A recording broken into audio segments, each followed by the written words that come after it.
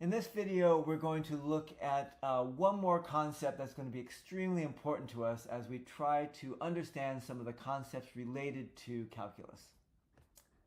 In particular, we're going to be looking at the absolute value.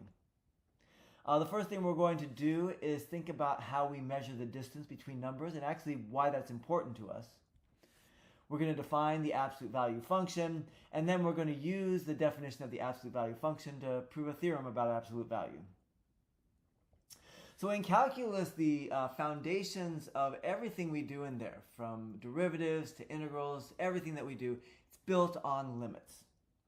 And when we say the limit as x approaches a of f of x equals L, what we mean intuitively, and this is the definition that we got back in our calculus days, as x gets close to a, f of x gets close to L. And notice we use the word close twice in that sentence. And when I say close, that's talking about distance. So distance is central to understanding the concept of limits. And once we get into limits, we're going to have to know how to measure the distance between numbers. And that actually isn't too difficult, right? If I have two numbers a and b and want to find the distance, I really just have to subtract the two numbers. Now, there are two ways that I could subtract them, a minus b or b minus a. Which one do I use? Well, use the positive one. One of them is going to be positive, one of them is not going to be negative. Use the one that's positive. And what we're really talking about here is the absolute value of a minus b, right? Because that's either a minus b or b minus a, depending on which one's positive. So let's get a nice, precise definition of absolute value so that we can actually use it in proofs. So the absolute value of x, well, it depends on whether x is going to be a positive number or maybe a non-negative number or a negative number. If it's positive, you just take x, right? You leave it alone. But if it's negative, you change the sign from negative to positive, and that's the same as taking its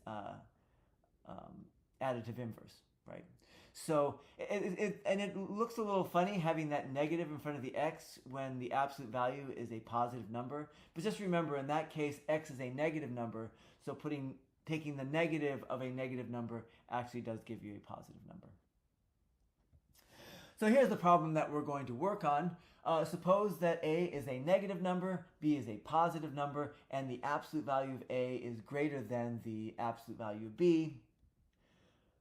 What is a nice formula for absolute value of a plus b? And we're actually going to find two possible answers to that question, and we're going to put one of them up as a theorem. So in order to figure out what the absolute value of a plus b is, we really need to know what the sign is, right? If it's positive, it's just going to be a plus b. If it's negative, it's going to be negative a minus b, right?